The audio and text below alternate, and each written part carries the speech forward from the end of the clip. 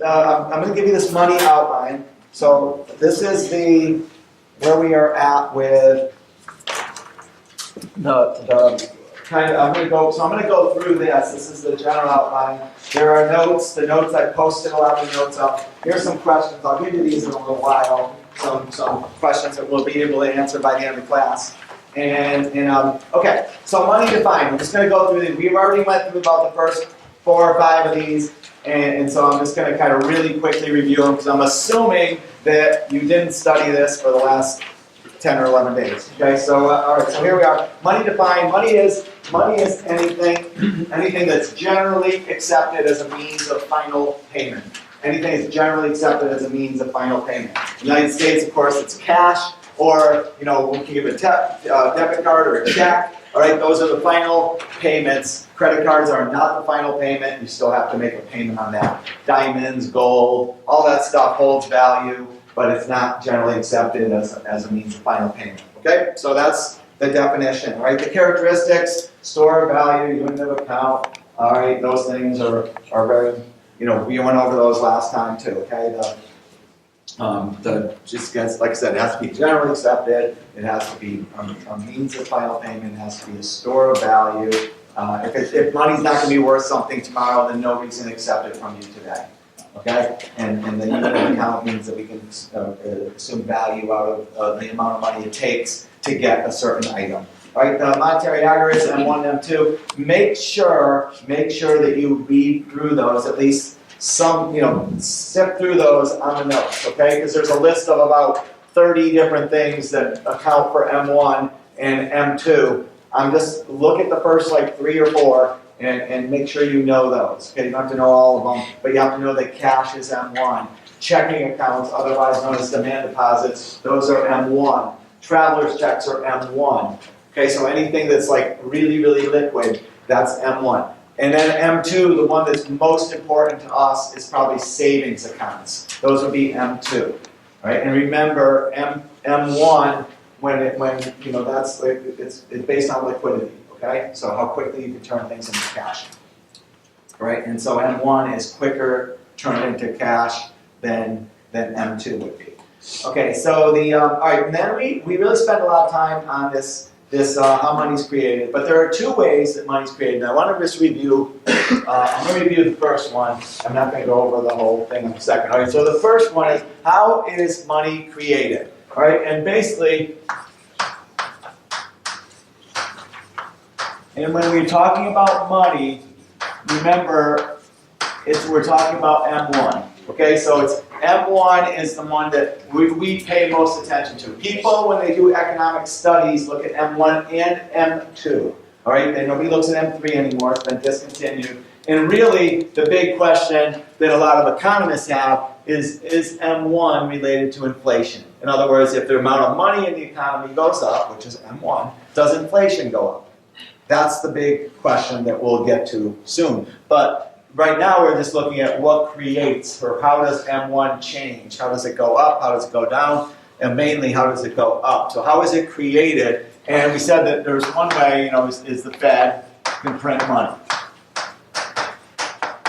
Congress doesn't have the ability to print money.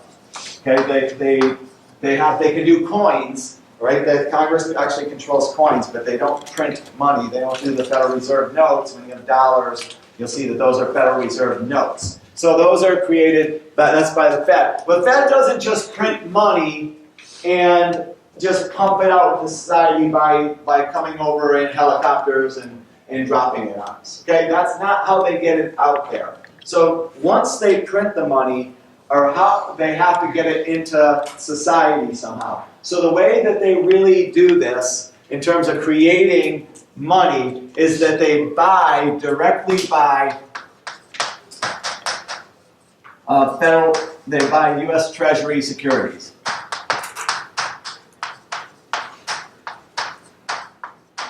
From the U.S. Treasury. Right? Not from banks, they buy it directly from the U.S. Treasury. So that's how they get that money out there. And just to think about how it works, it's pretty crazy, right? But what happens is they'll the federal government will overspend, okay? We know that, right? They overspent by 21 trillion so far. So they overspend.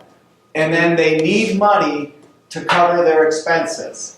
So they issue bonds, what are known as U.S. Treasury bonds. And there's 3 different types based on maturity, right? Bills, notes, and bonds, okay? And so when the Federal Reserve Bank buys those bonds, what they basically do is they put money into the account of the United States Treasury. So basically they would say, we're going to put $50 billion into your account, and in return, you're going to give us these bonds. And that's how it works. So now the United States Treasury has $50 billion in their account, and they spend it, and that's how the money goes into account. That's it. So that's number 1. That's probably the easier one. Does that make sense? Does that make sense to you guys? Okay, because it's an important concept, right? That's how it gets out there. All right, so that's number 1. Number 2 is the banks create loans. Okay, so they make loans. Whenever they make a loan, M1 will go up. All right, now there's some terms in here that we went over, but I'm just going to review them, okay? When there's reserves, bank reserves, all right, are an important term here, right? And the reason that there's bank reserves is that the banks are required to hold some money, put some money aside so that they could have it there when you go and you need your money.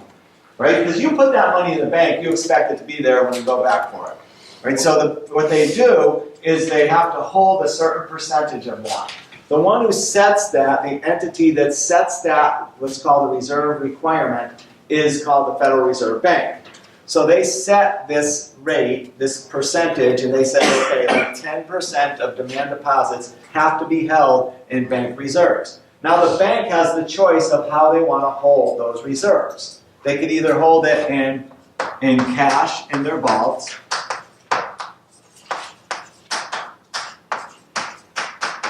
or, right, it's not an and, it's either, right? They can do either or both or whatever, okay? Or they could have money held in an account at the Federal Reserve Bank. So either one of those would count as reserves. This here, this second one here, okay, that one there, that's called federal funds. Really, really, really, really important for you to know that, especially if you go into finance or any sort of field where you're dealing with banking or anything like that. And if you're going into financial planning or anything that deals with money, you have to know what federal funds are, because federal funds are the money that's held in the bank as reserves. So basically what that means is if the Bank of America has money in an account at the Fed,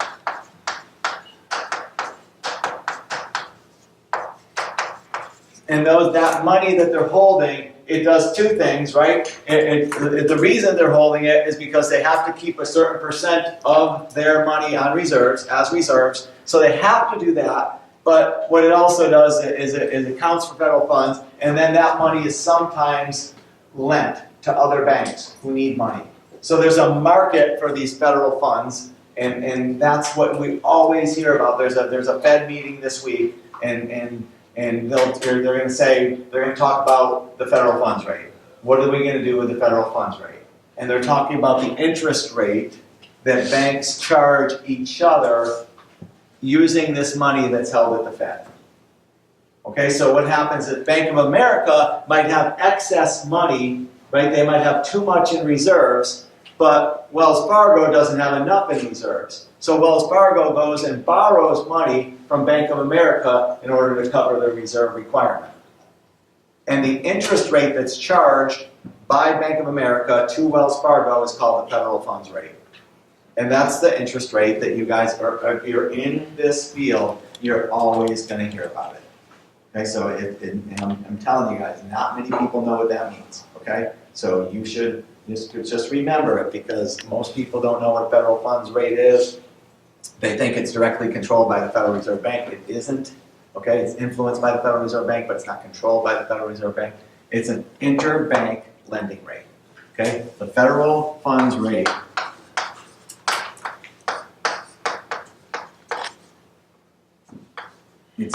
is an interbank. It's a bank-to-bank lending rate. When banks borrow money from other banks.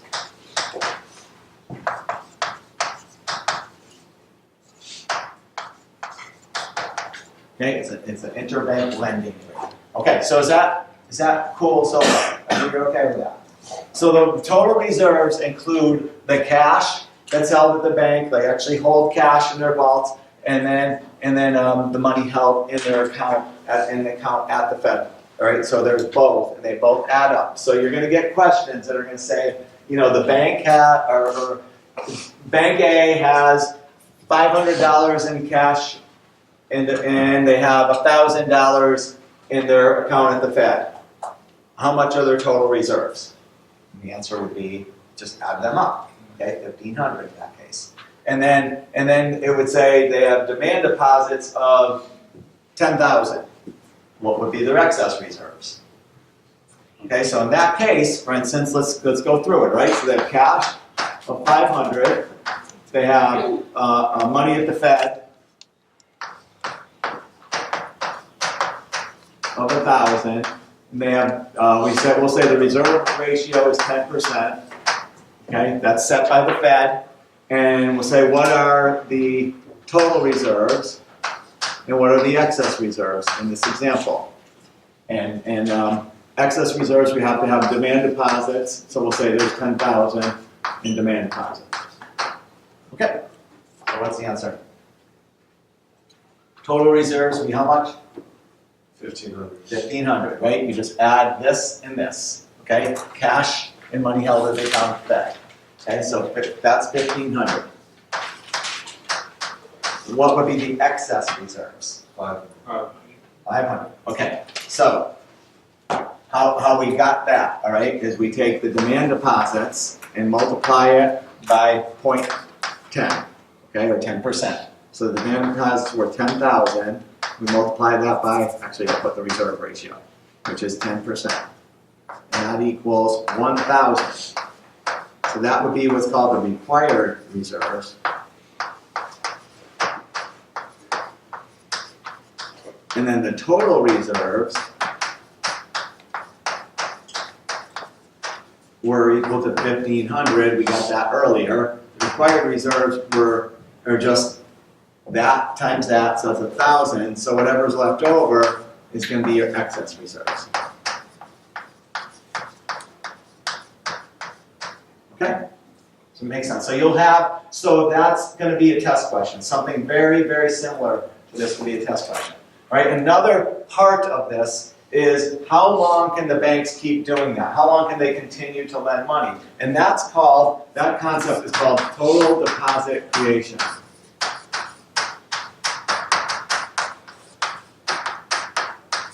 And that's total deposit creation is just basically answers the question of how much money can the bank lend out given a certain amount of reserves.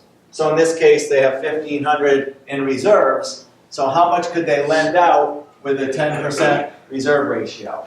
And this involves something called a money multiplier. And the money multiplier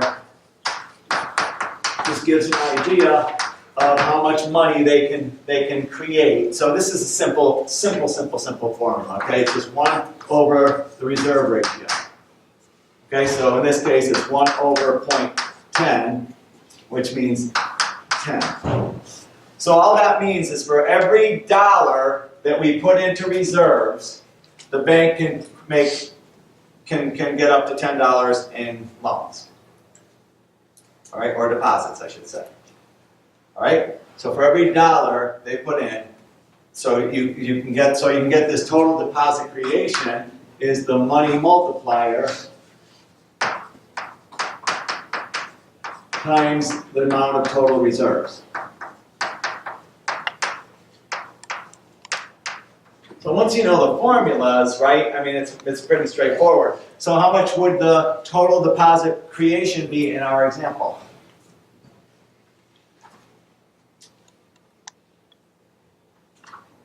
Well, do we know the money multiplier? 15,000. Yeah, we know the money multiplier is 10, right? And we know the total. Do we know the number total reserves? 1,500. So the answer would be 15,000. So what that looks like is this. Okay, so you have a bank, called Bank A, right? And they have. So you have total reserves, whether it's cash or whatever, right? Cash and other. So it's 1,500 in total reserves.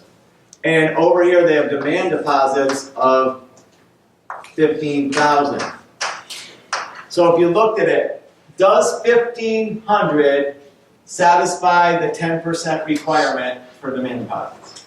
Yes. Yes, exactly, right? I mean, it would be like you couldn't support more, but could support less, right? So you couldn't support any more than 15,000.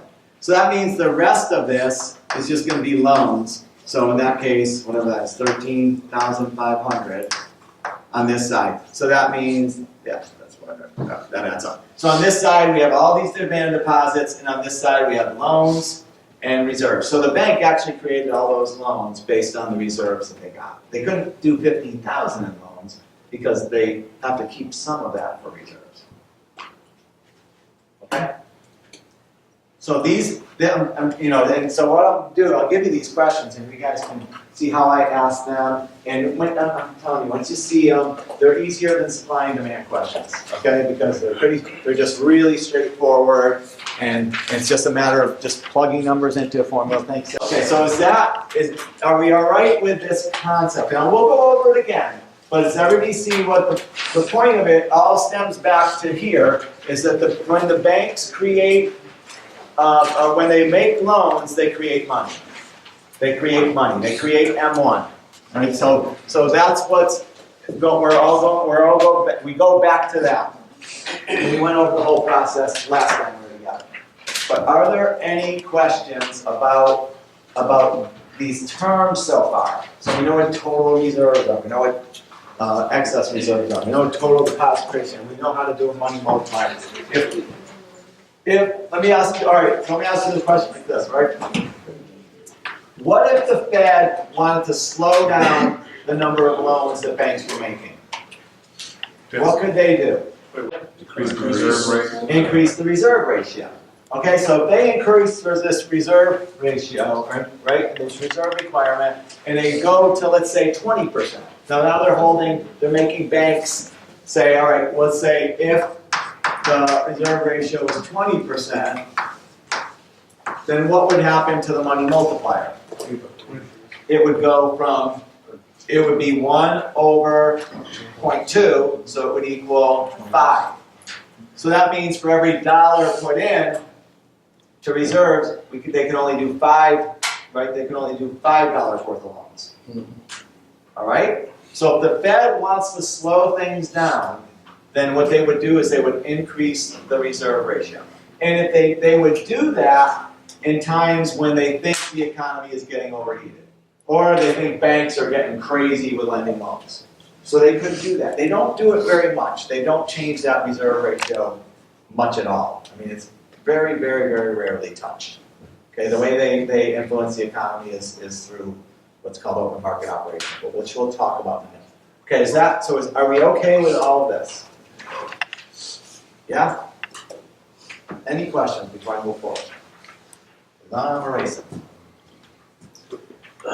Okay, so we talked about what are the federal funds. We talked about what the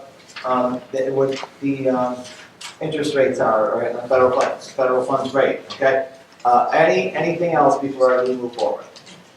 Okay, because now we're kind of switching gears. I'm going to kind of go backwards and give you a little bit of information or history about the Federal Reserve Bank. Okay, so the government agency, so this is behind us, right? The government agency that controls money is the Federal Reserve Bank. And it's really, really important for us to know that they are not controlled by the government, but they're a government agency. So they're independent of the federal government. They're an independent agency. They are really, really pressured, but they are an independent agency of the federal government. So here's how it works, okay?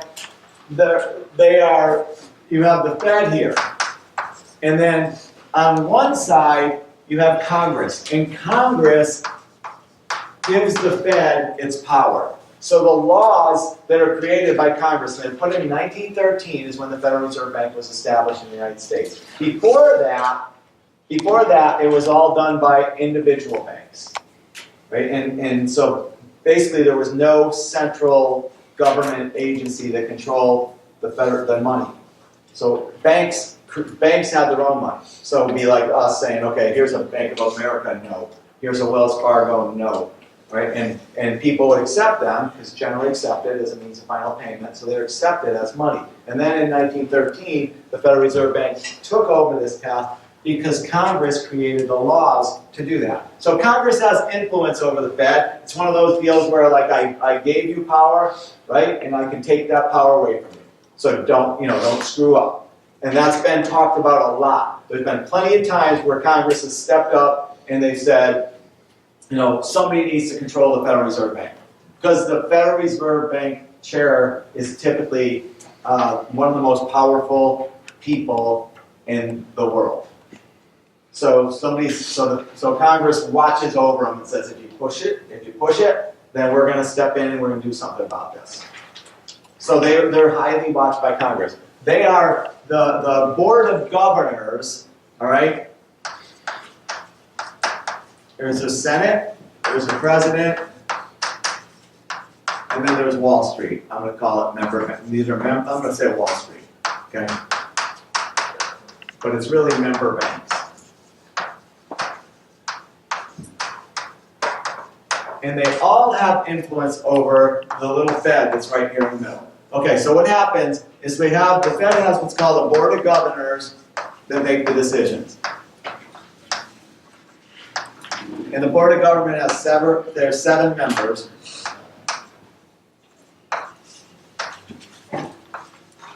And there's a chair, all right? One chair, one vice chair, and then there's 5 other members. And right now there's not even 5, there's like 3, I think. Okay, they can't even keep 7 on the board. Okay, but the chair right now is a guy named Jerome Powell. He goes by J. Powell. Don't even know who the vice chair is, right? But so nobody pays attention to the vice chair. So the Jerome Powell's the chair, okay? And so that person is the one that's responsible to make the decisions.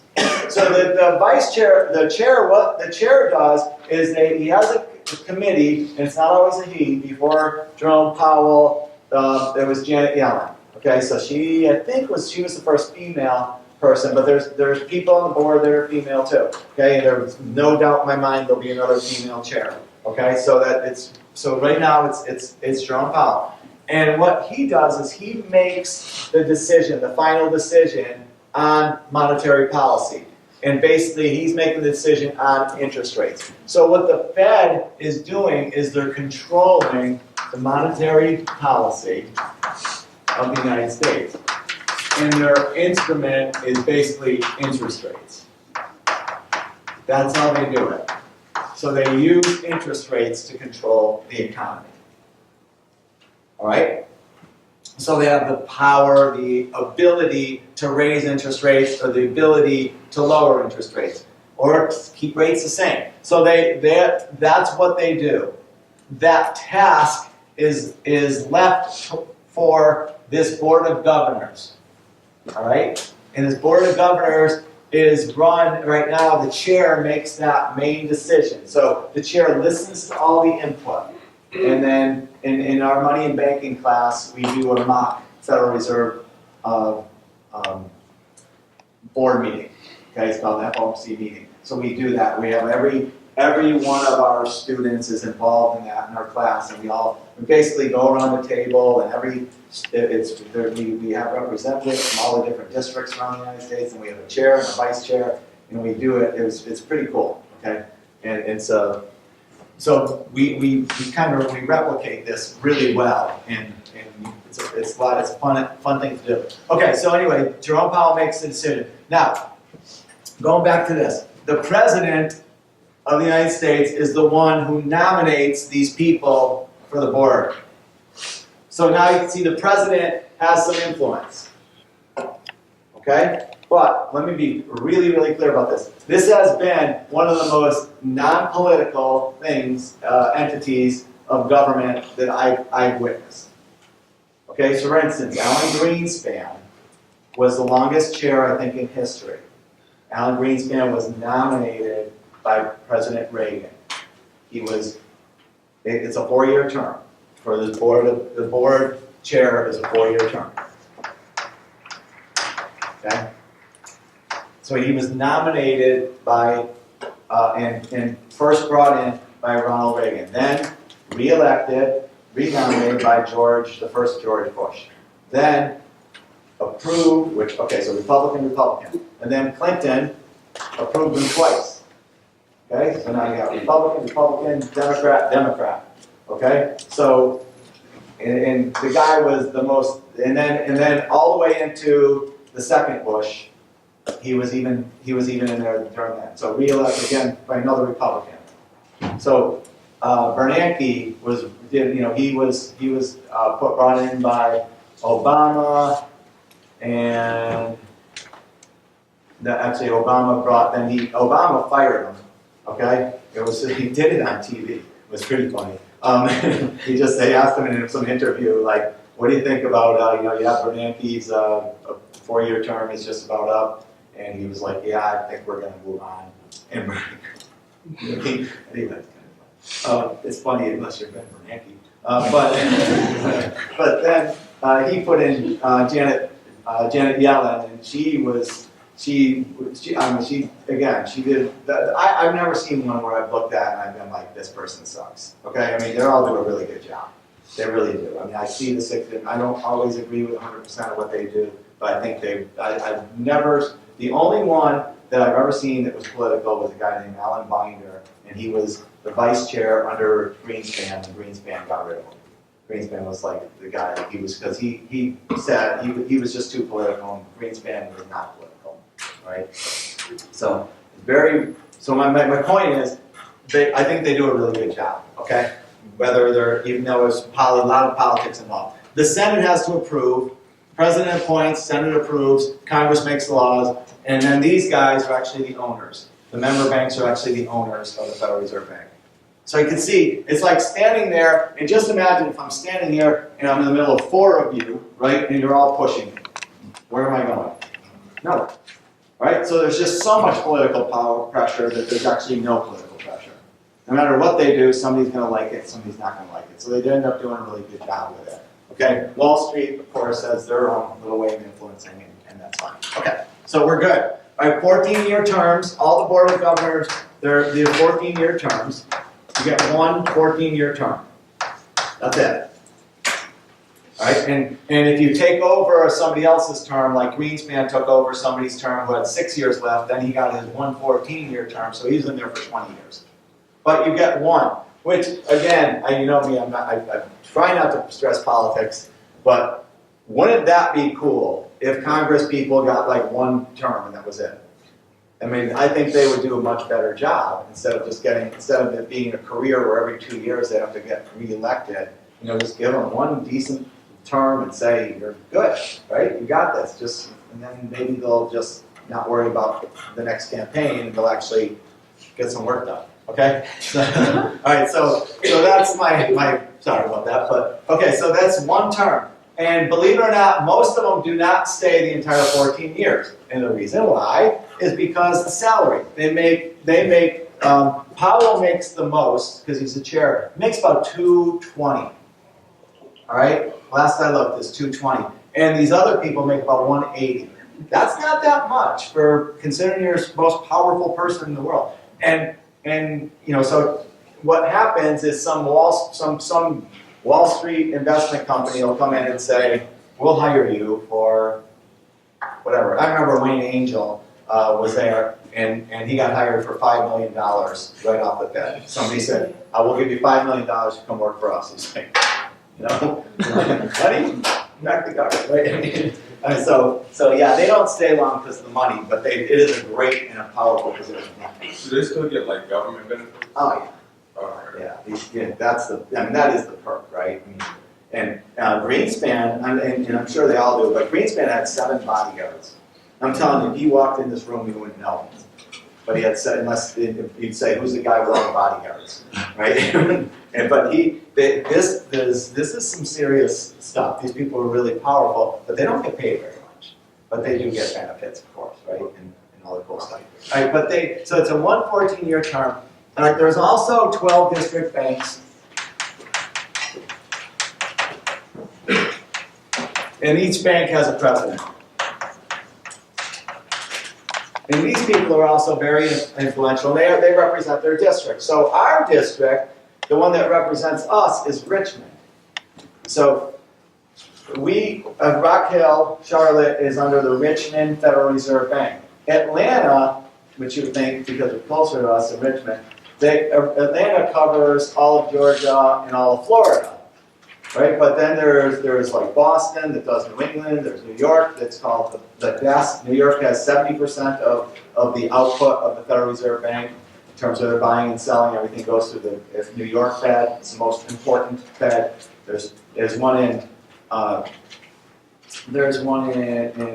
St. Louis. There's actually 2 in Missouri, which doesn't make any sense, except the fact that when it was, but anyway, there's Kansas City and there's St. Louis. There's one in, I think, Denver, San Francisco, Dallas, Chicago. So they're Philly, right? They're sort of scattered, San Fran, around the country. Okay, so there's 12 total district banks, and then each president is a part of this big process. Okay, so now there's something called the FOMC. And this is called the Federal Open Market Committee, FOMC, Federal Open Market Committee. And there are 12 members. And they're the ones who will be meeting this week. Okay, they're the ones who set the policy. And what we have on that is we have the 7 board members are on there, right? The chair resides. 7 board members are on this committee, right? So the 7 board of governors. And then you have plus 5 alternating Fed presidents.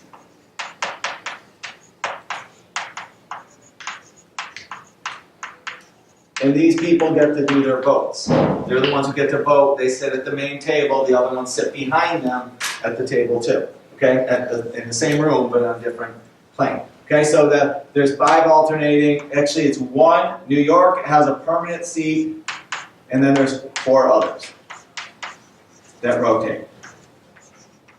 So the New York Fed chair is always on the board, is always in the FOMC. Okay, so 12 members, it's 7 board members plus, and then the 5 Fed presidents, with the New York always being one of the 5.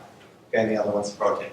All right, so that's a lot of trivia that we have. There's also 25 regional Federal Reserve banks. There's actually one in Charlotte. That because Charlotte's gotten so big and it's number 2 financial center in the country, then that also gets a lot of volume too. These regionals have picked up a lot of the volume from the district banks. But if you ever go, it is kind of a fun thing. It's a fun tour to go on. I brought classes in the past, not macro classes, but money banking classes. And it's a pretty fun place to go.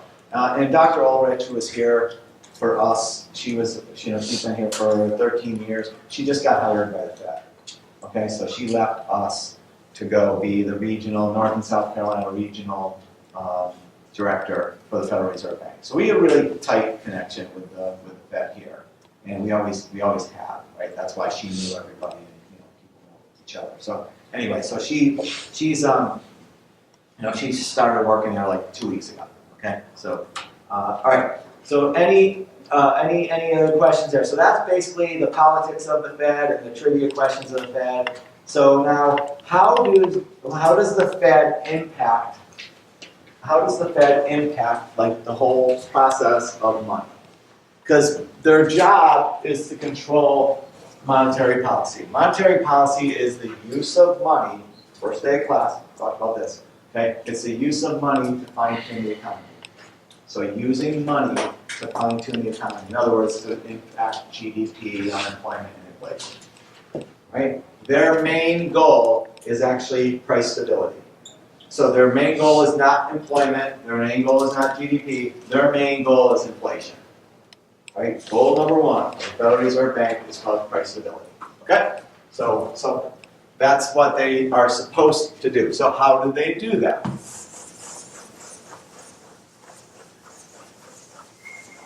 Well, they have tools, and they only have 3 tools, and we already know one of them, so we're down to 2. Okay, so they have 3 tools. All right, number 1 is the reserve. They set the reserve ratio, or reserve requirement. They control that. Okay, so that's number 1 tool. We know that. We talked about it. We're good with it. Tool number 2 is they set what's called the discount rate. And this is an interest rate that the Fed, it's the interest rate charged by the Fed to member banks. I think I told you before, not every bank is a member of the Federal Reserve Bank, but they're all connected. Okay, so they don't have South State Bank isn't a member, but they're connected through Bank of America. I told you that before. Okay, so this is the interest rate that's charged by the Federal Reserve Bank. This is a symbolic interest rate. So if the Fed is increasing the discount rate, then you will see all other interest rates will go up. It really works like that. All interest rates move together. All interest rates move together. Okay, one more time. All interest rates move together. Okay, so if one goes up, they all go up. That happens even internationally. If they raise them in Japan, they typically go up in the United States. Okay, I mean they're all connected. Okay, because money it'll go to the place where it gets its highest rate of return. So that is set by the Federal Reserve Bank, and we're not going to spend a lot of time on that. Okay, except to know that it's that's set by them, and it's a Fed to bank. The federal funds rate was bank to bank. Okay, this interest rate is the discount rate is Fed to bank. This other one, the last one, is the most important. It's called open market operations.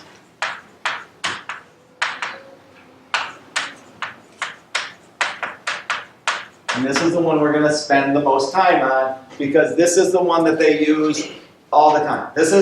They don't change this very much. They don't change this very much, but they do this pretty much like every day. Even whether it's a defensive action or a policy action, they're always changing this thing called open market operations. And open market operations it's just this simple. It's the buying and or selling of United States Treasury securities.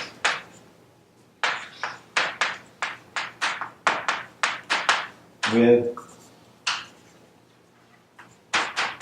banks. That's it. That's what they do. So, I want you to look at it like this, right? Banks hold United States Treasuries just like they hold cash. So you go to a bank and banks have assets. So if you look at the assets of a bank, right? Oops. Coming at me.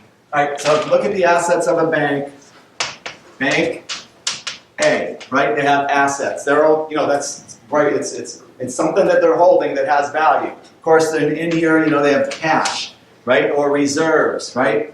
And so they have reserves. They have, loans that they own. They have a lot of things that they own. But one of the things that they hold are United States Treasury bonds.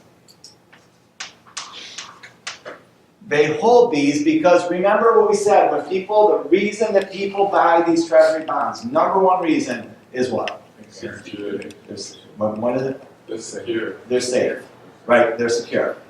right? So the bank, they can't take your money and go to Vegas with it, right? They can't take your money and invest it in Bitcoin, all right? They can't do things that are risky, right? They can't buy stocks. They can't do that. It's not legal for them to do it. They can't even buy mutual funds, right? So they take their money and they're either doing one of two things, basically. They're either loaning it out, right, and making money off the spread, right, or they're keeping that money safe and they're keeping it in treasuries, all right? So they own these treasuries. Now, all right, so what happens is we also have the Fed. And they're a bank too. So what will happen is, let's say, and we know the Fed has cash, right? Because they're the ones who make it. They print it. So we know they have cash. That's like the one thing we don't have to worry about. So if the Fed also owns these treasury securities. We saw that on those Fed balance sheets that we looked at. So they own U.S. Treasury securities. I'll just call them bonds, but it could be bonds or notes or bills, okay? All right, so far so good. All right, so we're looking at the balance sheet of a bank, and we're looking at the balance sheet of the Federal Reserve Bank. We're looking at the asset side of this balance sheet, and assets are things that have value to them, right? Things you own. And so now, what does it mean to buy or sell, and how does that influence the economy? Well, remember, banks will lend money based on excess reserves. Banks lend money based on excess reserves. So the more excess reserves they get, the more money they're going to lend. So if the excess reserves of the bank increase, then you can assume the banks will lend more money, and you can assume that the economy will speed up. So that's your theory part of it, right? So let's go through it again, right? The banks, if excess reserves go up, let's just assume they go up, then that means that loans will go up. And if loans go up, right, that means spending goes up. And if spending goes up, that means GDP goes up, right? And if GDP goes up, that means inflation goes up. Okay? So that's the process. That's the theory that everybody thinks about when they're saying, what's the point of doing this monetary policy? Well, it's just logical that if the banks have more money, then they'll lend more money, and then if they're lending more money, that means we're spending more money. And if we're spending more money, that's good for the economy, right? And that causes, when there's overspending, a lot of spending, that causes inflation. All right, is that cool? Yeah, we're good? All right, so now, buying is going to inject money in. So that, just remember that, all right? That buying injects money into the economy.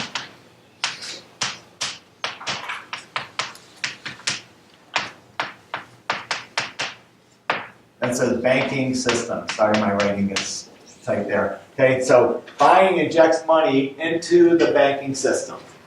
Buying injects money into the banking system. So how does it work, all right?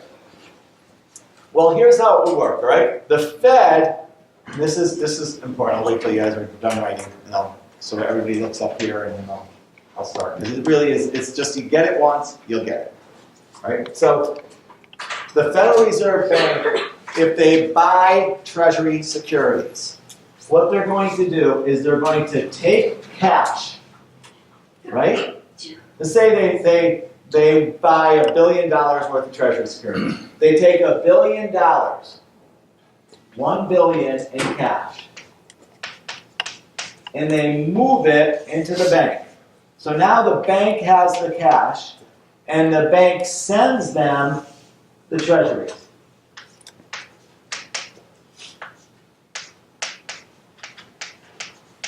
So the cash goes to the bank, and the treasuries go out of the bank to the Fed.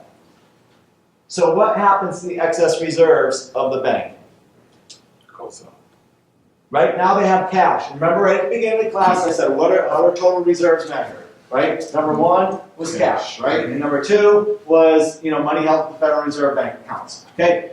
It doesn't matter how this is done. Money's going, cash is going, into the banking system, and then the bank just gives away this illiquid asset called a treasury bond. It's a piece of paper, right? And they just give them that. So you're holding this illiquid piece of paper, right? This piece of paper is not cash. It doesn't count as reserves.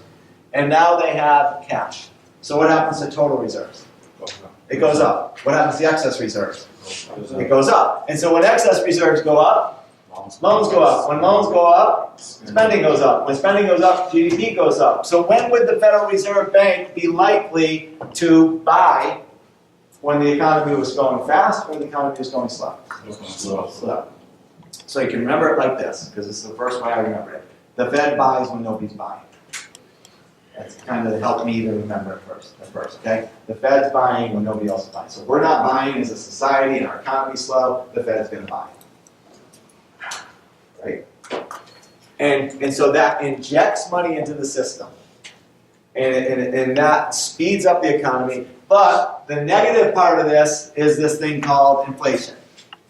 So they can't do it too much because they get worried about inflation. And remember, their sole goal, their number one, not their sole goal, but their number one goal is price stability or inflation. So they can't get too carried away with this. But it's a way for them to pump money into the economy. Right, yes? When they're buying these bonds, are they going to specific banks to get them, or are they just seeing it? They just go to member banks. Just in member Yeah, banks? any member banks. It's usually the big banks that'll do it, because they're going to buy, they're going to go to the city banks and the Chase and the B of A's, and they typically just go through the big banks. And it happens so quickly. It happens like instantaneously. They buy them, banks sell them, boom, money's in the system. And then, now it doesn't happen real quick after that, right? I mean, it doesn't mean that we're all going to run to the bank and, excess reserves are here, right? I mean, we're not, we don't know any of that stuff. So it's not like we're pumped up about it. But the bank starts to do it. Now, what would the bank probably do when they had all those excess reserves? They would, how do you give more loans? Decrease interest You rates. decrease interest rates. Okay, so if you want to put in the most important step here, excess reserves go up, interest rates go down. And that's an important step. I left it out on purpose, okay? But it's the way that they create more loans. Now that the bank has more money, they have more excess reserves. Now they're okay getting rid of some of those reserves. They're okay making loans because they have plenty of money. And so they have these excess reserves lead to lower interest rates. And then that's when we get excited. Right now we're saying, all right, interest rates are dropping. Maybe it's time to buy that new house or car or whatever. Okay? So what they do, the Federal Reserve Bank, if they want to lower interest rates, they're going to buy Treasury securities. And that's how the process works. Okay, so it's their most important tool. And so they're going to do it based on how the economy's doing. So right now, we have a meeting coming up this week with the Federal Reserve Bank. Right? And people are speculating, are they going to raise rates? Are they going to lower rates? Because Wall Street likes easy money. There's no doubt about it. If it was up to Wall Street, the Fed would never raise rates. All right? They love easy money. Two reasons why. Okay, one, think about it. Wall Street is based on corporate profits. So if you think about it, right, if people are spending more money, that means companies are making more money.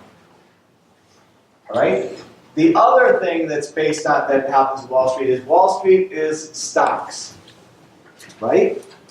And so there's a rate of return on stocks, and there's a rate of return on bonds. Bonds rate of return is based on interest rates.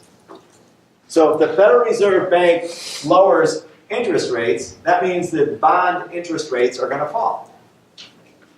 So now that helps Wall Street, right? Because you got a choice. You could either buy bonds and make 2% on your money, or buy stocks and make 12% on your money. So that's great for Wall Street when the Fed eases. right? Easy money, low interest rates, Wall Street loves that. Tight money, high interest rates, Wall Street doesn't like it, right? It just reverberates through the whole economy. So they're going to have a meeting, and they're going to look at all this economic data that's going on, that's being presented out there. They're going to look at employment reports. They're going to look at wage reports. They're going to try to see, how is the economy hot? Is it too hot? Is it too cold? And they're going to try to judge, based on that, whether or not they should raise rates. And you know, the rest of everybody out there is just speculating. Well, what will they do? What will they do? Right? My speculation is they're not going to do anything. They're not going to touch rates right now. Okay? And that's my speculation. Right? That's my 2 cents. Right? But there's other economists out there that say they need to raise them a little bit, and there's others out there that say they need to lower them a little bit. Okay? But my guess is they won't do anything. Right? They'll just keep rates the same for now. All right? So, what questions you have about that process? Anything? All right, so selling. Let's do selling real quick, okay? Selling pulls money out of the banking system.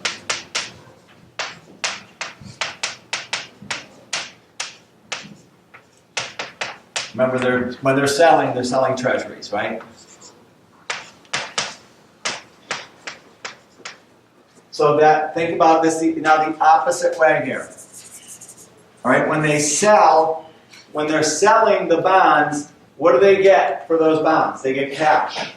Right? So what happens is when they sell the bonds, right, they're giving the bonds away because they sold them. So the treasury bonds go one way and they go into the banking system. And the cash comes back to the Fed. So the banks get the bonds, the treasuries, and the Fed the cash. So now the cash is no longer in the banking system, so it's no longer reserves. So that means that excess reserves and all total reserves are going to go down. And so this process goes the exact opposite direction. This is buying, this is selling. So with selling, excess reserves go down, interest rates go up, loans go down, spending goes down, GDP goes down, inflation goes down. The whole point of it is so that you can keep inflation down. But interest rates go up. But interest rates go up. Yep, and that slows things down. All right? So, and that's really, that's their, okay, so the other thing is too, is, and because I did say this at the end, they are so powerful because, you know, let's just say what happened in December this year when the Fed raised rates when nobody wanted them to raise rates. They shouldn't have raised, here's the political part of it, right? Trump said Trump got the message out there that Fed shouldn't raise rates. He basically said, and I'm speaking out the color, right? So he basically tells them, you know, you shouldn't raise rates. All of Wall Street's saying this, but now the president's getting involved, and the president probably shouldn't get involved, even though they always do, whether it's publicly tweeted or privately in meetings, right? They always do. But when you tweet it, okay, that's different. So now everybody knows that the Fed wants, that the president doesn't want the Fed to raise rates. All the signs in December were going the wrong way. Everything was going like the economy's a little bit slow. There was no reason for the Fed to raise rates. My class, they voted, and it was 11-1. Every 11 of the districts said keep rates the same. One district said raise rates. Right? That's my class. Right? This is a group of students who are looking at all the data, and they're all looking at everything, and they're going through everything, going, nobody should raise rates. No way. And I'm sitting there going, well, they're going to raise rates because I knew they were going to. And I'm trying to tell them that they were wrong, but they weren't because they were looking at the data. And so anyway, Federal Reserve Bank chair has no choice now. What if he doesn't raise rates? And it looks like it's listed in the president. Exactly. So so the politics of it is this guy makes this decision, And in that 1 month, in that month, our wealth in this country went down by $9 trillion. Right? You know, it came back up, but that's how much it matters. Because as soon as it happened, the stock market crumbled. Okay, and so everybody out there with stock, and I could just tell you with my own personal things that I had, I won't tell you the amount, but I lost probably close to 15% of my money. Okay, in that 1 month, right? That money that I have in there, I have money that's safe for retirement, but my one big account, I lost 15% of my money. Okay, so so it hit me too, right? So I'm sitting there going, oh, this sucks. But but the point is that happened because of the politics, right? Now it has recovered, everything's gone back up, but that's how sensitive this is. Okay, that's how sensitive it is. And so when they come back this week, you know, it's you just everybody's watching to see what they're going to do. Right? And so that wealth effect makes a big difference, right? Because it's not that you lose money. You only lose money when you sell, right? So if I owned a stock that was $100 and it went down to 80, that's 20% loss, right? If I didn't sell, I didn't lose, right? But my wealth went down. But then when it goes back up to 100 again, I'm back where I was, okay? So I'm good, okay? But that 80 is where a lot of us were during Christmas, and it's a little harder to spend the money at Christmas, yeah. How often do they have these meetings of the year? There's 8 a year. Yep. Okay, so